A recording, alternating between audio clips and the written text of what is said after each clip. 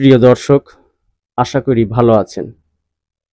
আমি ভালো নেই, কারণ মানসিক যন্ত্রণা আমাকে বিদগ্ধ করছে।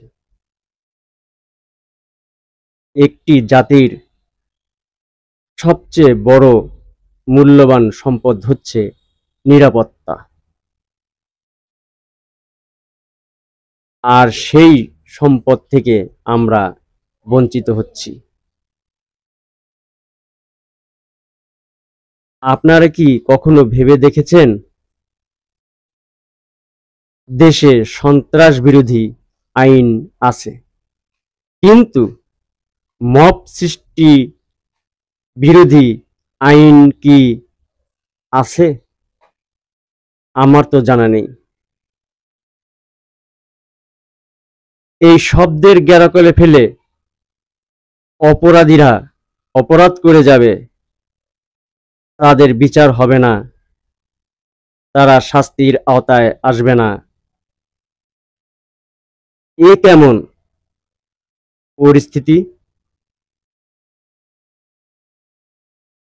আপনারা যদি এ নিয়ে না ভাবেন, একদিন এমন হবে এই দেশে নিরাপত্তা বলতে কি জিনিস তা থাকবে না।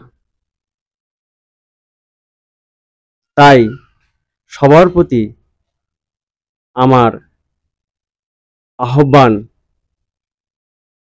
আসুন আমরা আইনের প্রতি শ্রদ্ধাশীল হই, আইনকে নিজের হাতে তুলে না নিয়ে দেশকে একটি শান্তির ভূমি হিসেবে গড়ে তুলি। যারা মব সৃষ্টি করবে, সন্ত্রাস করবে, তাদের বিরুদ্ধে প্রতিরোধ গড়ে তুলুন,